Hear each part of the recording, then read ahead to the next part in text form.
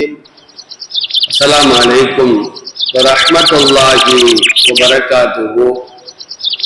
الحمد لله والصلاة والسلام على رسول الله. أما بعد, கண்ணியத்திற்குரிய எல்லாம் வல்ல அல்லாஹுவின் நல்லடியார்களே, நபிகள் நாயகம் ஸல்லல்லாஹு அலைஹி வஸல்லம் அவர்கள் கூறியதாக அபூ உமாமா ரலியல்லாஹு அன்ஹு அறிவிக்கக்கூடிய செய்தி அபூ தாவூத் என்ற நூலிலே 4800வது ஹதீஸாக பதிவு செய்யப்படுகிறது. நபிகள் நாயகம் ஸல்லல்லாஹு அலைஹி வஸல்லம் அவர்கள் கூறினார்கள், அன ஸஈமுன் பி பைத்தின் ஃபீ ரபலில் ஜன்னah, சுவர்க்கத்திலே அவருடைய எல்லையிலே ஒரு வீட்டை வாங்கி கொடுப்பதற்கு நான் பொறுப்பேற்றுக் கொள்கின்றேன். யாருக்கு என்று சொன்னால், லிமன் தரக்கல் மிராஅ வ இன் கான முஹிக்கா, தர்க்கம் செய்வதை யார் கைவிட்டு விட்டாரோ, அது உண்மையான காரியத்தில் இருந்தாலும் சரியே, தர்க்கம் செய்வதை யார் கைவிட்டு விட்டாரோ அவருக்கு சுவர்க்கத்தின் எல்லையில் ஒரு வீட்டை வாங்கி கொடுப்பதற்கு நான் பொறுப்பேற்றுக் கொள்கின்றேன். நபி ஸல்லல்லாஹு அலைஹி வஸல்லம் தொடர்ந்து சொன்னார்கள், வபி பைத்தின் ஃபீ வஸத்தில் ஜன்னah, சுவர்க்கத்தினுடைய நடு பகுதியிலே ஒரு வீட்டை வாங்கி கொடுப்பதற்கு நான் பொறுப்பேற்றுக் கொள்கின்றேன். யாருக்கு என்று சொன்னால், லிமன் தரக்கல் கதிப வ இன் கான மாசிகா, வேடிக்கைக்காக கூட யார் பொய் சொல்லாமல் இருந்தாரோ, பொய் சொல்வது ஒரு குற்றமான காரியம், அது வேடிக்கைக்காக கூட பொய் சொல்வது கூடாது.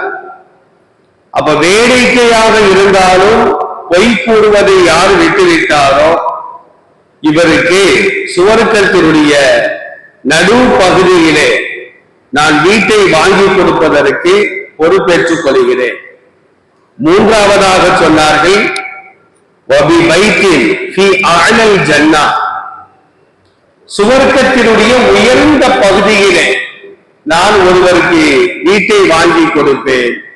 யாருக்கு என்று சொன்னால், லிமன் ஹசுன குலுகுஹு, யாருடைய குணம் அழகிய குணமாக நற்குணமாக ஆகிவிட்டதோ அந்த ஒருவருக்கு சுவர்க்கத்தினுடைய உயர்ந்த பகுதியிலே நான் வீட்டை வாங்கி கொடுப்பேன் என்று நபிகள் நாயகம் ஸல்லல்லாஹு அலைஹி வஸல்லம் அவர்கள் கூறினார்கள். தர்க்கம் செய்வதை நாம் கைவிட்டு விட வேண்டும்.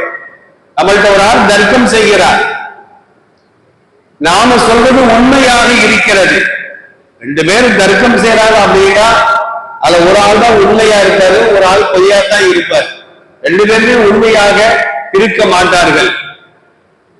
நாம தர்க்கம் செய்வது உண்மையான காரியமாக இருந்தாலும் அதனால் பல வகையான விளைவுகள், பின்விளைவுகள் ஏற்பட்டுவிடும். தர்க்கம் சண்டையாக மாறும், கைகலப்பாக மாறும், அதனால பல வகையான பாதிப்புகள் ஏற்பட்டுவிடும். உதாரணத்திற்கு சொல்வதாக இருந்தால், முயலுக்கு 4 கால் தான், ஆனா ஒரு ஆள் நம்மளுக்கு 3 கால் தான் அப்படிங்கிறார், நாம 4 கால் அப்படிங்கிறோம். இது தர்க்கம். நாம 4 உண்மை, 3 என்பது பொய். ஆனா அவர் ஏற்றுக்கொள்ள மறுக்கிறார். ஏற்றுக்கொள்ளாத காரணத்தினால் அவர் தவறான வார்த்தைகளை பயன்படுத்துவார். தன்னுடைய வாதத்தை நிலைநிறுத்துவதற்காக அவர் தேவையில்லாத வார்த்தைகள் எல்லாம் பயன்படுத்துவார். அதனால அதனுடைய பின்விளைவுகள் கொடுமையாக கடுமையாக இருக்கின்ற காரணத்தினால் தர்க்கம் செய்வதை நாம் கைவிட்டு விட வேண்டும். இப்படி யார் கைவிட்டாரோ அவருக்கு சுவர்க்கத்தினுடைய எல்லையில் அல்லாஹ் ஒரு வீட்டை கட்டி கொடுப்பான். இரண்டாவதாக ரசூலுல்லாஹ் என்ன சொன்னாங்க, பொய் சொல்வது கூடாது, பொய் சொல்வது பாவம், பாவம் என்பது நரகத்தின் பக்கம் சேர்த்து வைக்கும். அப்போ பொய் சொல்வது நரகத்தின் பக்கம் சேர்த்து வைக்கும்.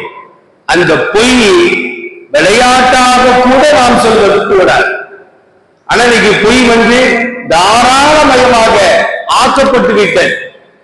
வீட்டுல உட்கார்ந்துகிட்டே போன்ல நம்ம என்ன சொல்லுவோம், நான் சென்னையில இருக்கிறேன், அமெரிக்கால இருக்கிறேன், ஆனா இவர் வீட்டு பாத்ரூம்ல உட்கார்ந்து இருப்பார். அப்ப பொய் என்பது இன்றைக்கு சர்வ சாதாரணமான ஒரு நன்மையான காரியத்தை போன்று அதை மாறிவிட்டது. விளையாட்டிற்கு கூட நாம் பொய் சொல்வது கூட. நபிகள் நாயகம் ஸல்லல்லாஹு அலைஹி வஸல்லம் ஒரு வீட்டுக்கு போறாங்க. அந்த அம்மா என்ன செய்யறாங்க அப்படின்னா, தன்னுடைய மகனை அழைக்கிறார்கள். அந்த பையன் வர மறிக்கிறான். உடனே அம்மா சொல்றாங்க, நீ வந்தா உனக்கு நான் இடிப்பு தருவேன் அப்படின்னு சொல்றாங்க. உடனே ரசூலுல்லாஹ் கேட்கிறாங்க, தாயே நீ சொல்வது உண்மையா? உன் பையனை வர வைக்க வேண்டும் என்பதற்காக நீ பொய் சொல்லுகின்றாயா அல்லது உண்மையிலேயே மிட்டாய் வைத்திருக்கிறாயா என்று கேட்கின்ற பொழுது அந்த அம்மா சொல்றாங்க, இல்ல உண்மையிலே நான் இனிப்பு வச்சிருக்கிறேன். நபி ஸல்லல்லாஹு அலைஹி வஸல்லம் சொன்னார்கள், விளையாட்டிற்கு கூட நீ பொய் சொல்வது கூடாது என்று சொன்னார்கள். ஆனா இன்னைக்கு விளையாட்டிற்கு அல்ல, வேண்டும் என்றே பொய் சொல்லக்கூடிய ஒரு அவலமான சூழ்நிலையை இன்றைக்கு நாம் பார்த்து வருகின்றோம். பொய் சொல்வதை யார் விட்டுவிட்டாரோ இவருக்கு சுவர்க்கத்தினுடைய நடு பகுதியிலே அல்லாஹ் ஒரு வீட்டை கொடுக்கின்றார். மூன்றாவதா ரசூலுல்லாஹ் சொன்னாங்க, யாருடைய குணம் நற்குணமாக ஆகிவிட்டதோ, அல்லாஹ் ரசூலுல்லாஹ் என்ன சொல்றாங்கன்னா, இடது பக்கம் இருக்கக்கூடிய ஒரு மலை அது வலது பக்கமாக மாற்றி வைக்கப்பட்டது என்று ஒருவர் சொன்னால் அதை நீங்கள் நம்புங்கள். ஆனால் ஒருவருடைய குணம் மாறிவிட்டது என்று சொன்னால் அதை நீங்கள் நம்பாதீர்கள். ஏன்னா குணம் என்பது மாறவே செய்யாது. நம்முடைய இரத்த வகை இருக்கிற, நாம பிறக்கும் போது என்ன வகை இரத்தத்தோடு நாம் பிறக்கின்றோமோ அதே குணம் தான் இறக்கிற வரைக்கும் இருக்கும். நம்ம குணம் மாறவே செய்யாது. ஆனால் அல்லாஹ் நாடினால் அந்த குணம் மாறும். நம்ம அல்லாஹ் என்ன செய்யறோம், முகம் பார்க்கின்ற கண்ணாடியை பார்க்கின்ற பொழுதெல்லாம் நபி ஸல்லல்லாஹு அலைஹி வஸல்லம் ஒரு துஆ செய்வாங்களாம், அல்லாஹும்ம ஹஸ்ஸின் குலுகி கமா ஹஸ்ஸன்த கல்கி, என் வெளித்தோற்றத்தை நீ அழகாக்கியதை போன்று என் உள்தோற்றம் என் குணத்தையும் நீ அழகாக்கு. அல்லாஹ்ட்ட கேட்டுக்கிட்டே இருக்கணும், யா அல்லாஹ் இதை ரொம்ப பேர் வெறுக்கிறாங்க, ஏன்னா என்னுடைய கெட்ட குணம், அப்ப என்னுடைய குணத்தை நல்ல குணமாக நீ ஆக்கி என்று அல்லாஹ்விடத்தில் நாம் துஆ செய்தால் அல்லாஹ் நாடினால் நமக்கு நற்குணத்தை அல்லாஹ் தருவார். அந்த நற்குணத்தை நாம் பெற்றுக்கொண்டால் அகலல் ஜன்னா, சுவர்க்கத்தினுடைய உயர்ந்த பகுதியிலே நமக்கு அல்லாஹ் ஒரு வீட்டை கட்டுவான் என்று நபிகள் நாயகம் ஸல்லல்லாஹு அலைஹி வஸல்லம் சொல்லுகிறார்கள்.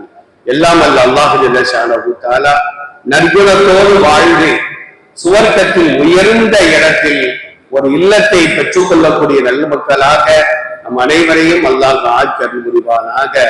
வாஹிரு தஅவானா அனில் ஹம்துலில்லாஹி ரப்பில் ஆலமீன். அஸ்ஸலாமு அலைக்கும் வரஹ்மத்துல்லாஹ்.